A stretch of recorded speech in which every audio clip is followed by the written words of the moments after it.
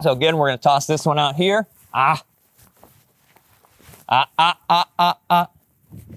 we'll send him when we get back over here. Sprig, good boy. Good boy. Atta boy. Right back to the dog bed. Good.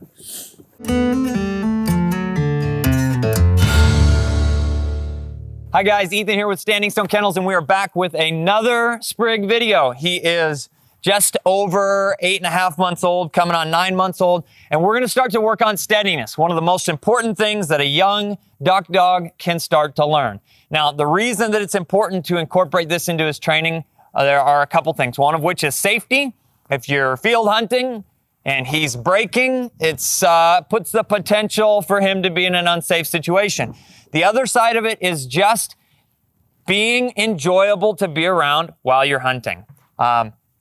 Steadiness work and patience, all part of steadiness, is going to make life easier. And the sooner that we start that for him, now that we've built drive and desire, if you followed along with this series, you've seen there hasn't been any steadiness really incorporated into that yet, because we want him to be bold, confident, and excited about the jobs that he's going to have later in life. Now he understands and he's ready to start that steadiness aspect of things. So, anybody ever hunted with a dog that whines and complains and is annoying to listen to? Steadiness work and steadiness work earlier in life is going to help avoid that or eliminate that from being the potential. And what we need to do is develop patience. All steadiness is about is taking away that chase. Dogs are predators. They see prey, they want to chase it, run it down, catch it, whatever. And we need to take away that chase. When we take away that chase, he's going to become steady. The more patience, the longer that he has to sit and wait, the more patience we can develop. And a patient dog is a quiet dog and an enjoyable dog to hunt with. So there's a couple little things that we're going to start with. Prerequisites for this. He's collar conditioned to kennel. He knows what that means. Is he going to try and break? Yes, because we've never asked him to stay steady for a retrieve. He bounces out there. He's running to get that. You saw no hesitation. He was ready to go right off the bat. Good. We're going to show exactly how I'm going to start this with him. To begin with, okay. Vibrate kennel. Good. Vibrate shuts off when he gets back on there. We use that. He's done a lot of training sessions. We're going to start with a little bit of desensitizing him to this swinging bumper. He gets excited about that. You can see him going already. We're going to get bigger with it and bigger with it. And we're going to help him through this. Every time he comes off, vibrate, kennel, back to the bed. Good. The other thing that we can utilize is us. We can put us, when we eventually get to the point of actually throwing a bumper, between him and the bumper. And this is going to help prevent him without having to use pressure. A lot of people kind of go to, well, I'll just shock him with the collar and that'll get him to stop. Well, that's going to create problems. We want to be able to condition the behavior of staying there without actually, without having to stop him with pressure. If he's going and you can't stop him with anything other than verbal, he needs to go and make that one, and you need to set him up for a better situation on the next time until he has a better understanding. Right now, he has none.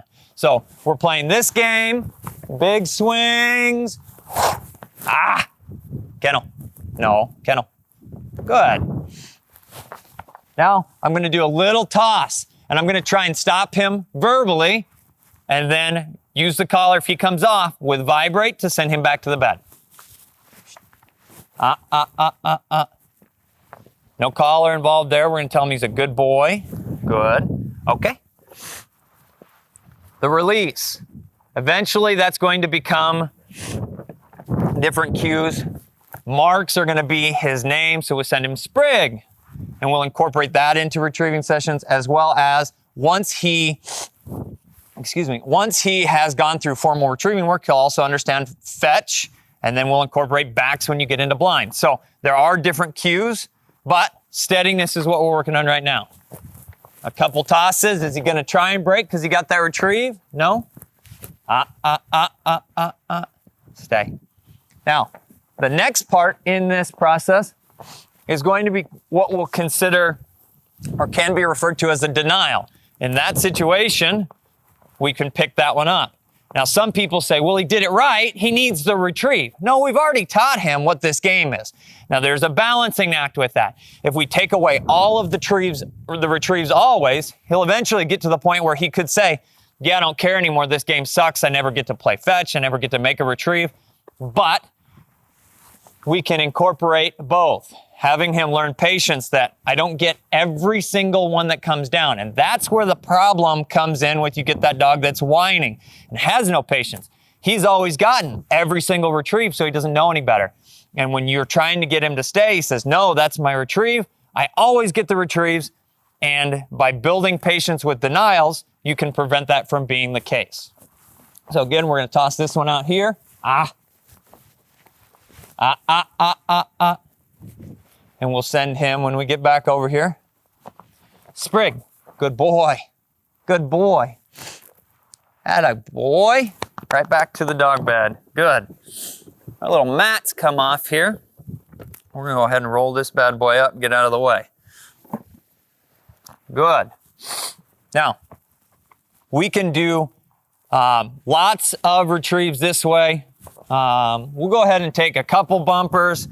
We'll play a little bit of game so you can see some different variations you can incorporate into a steadiness session with your pup.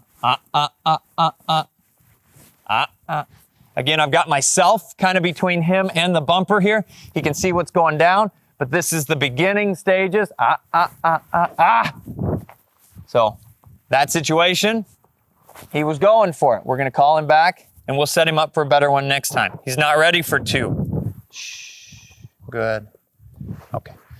He did well with 1. He's not ready for 2.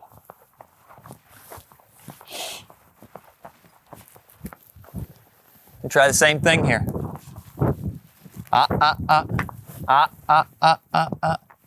Good boy. Let's try 2 again. Same general area.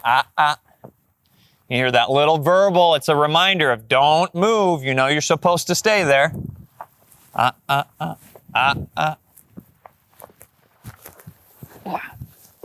Get these picked up. Good boy.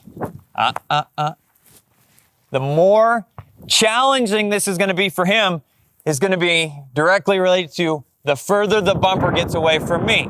So if I throw one clear out here, he's going to be more inclined to go for that one than he would be one that's directly behind me because I put myself between him and the bumper. Stay. And we'll send him on this one. He did a nice job.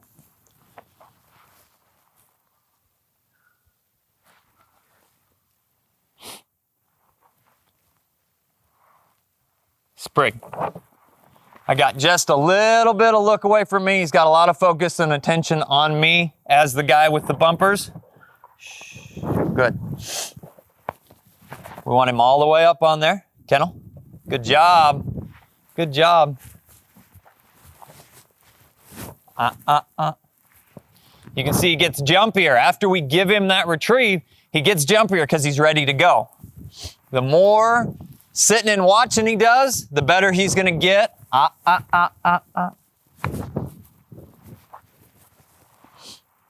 He watched that one all the way out there. We're going to send him, mostly because I'm lazy.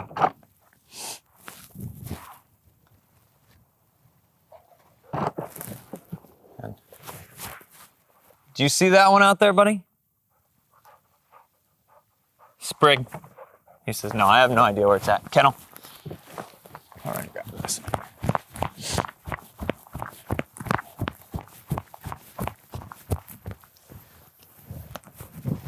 All right, so in this session, we've incorporated a couple different things. Denials, this place board, he's watching.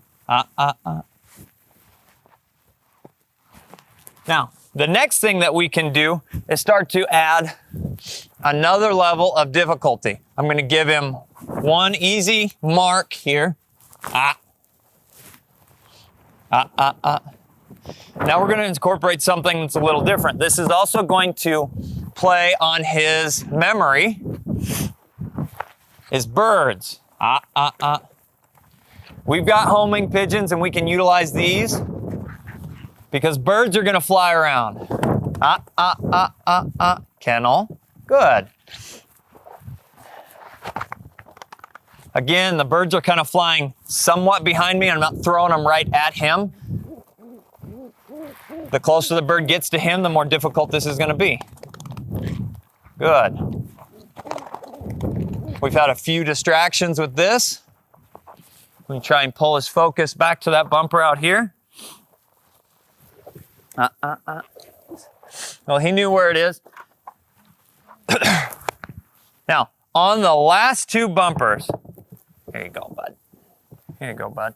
On the last two bumpers, he broke anticipating I was going to send him. It's not the end of the world, but it's something that we need to pay attention to that's happening and then prevent it in the future.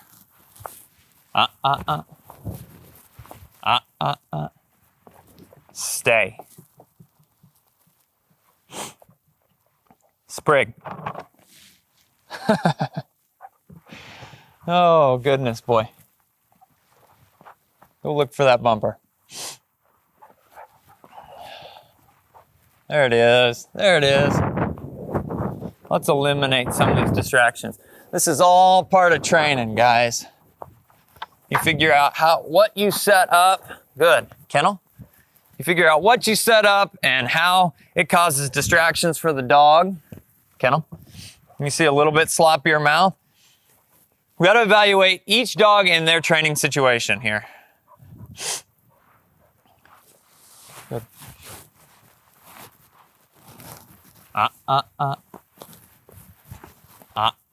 No. A little bit of my body work again prevented him from going, and then sprig. We can send him to go make that retrieve. Good boy. Good boy. Nice job. Nice job. Work on that hold. Good.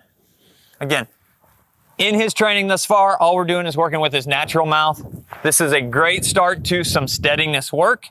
We're using bumper retrieves, denials, and our personal position or dominance, Kennel, to be able to say, stay put and be patient. You're not going to get every single retrieve that comes out.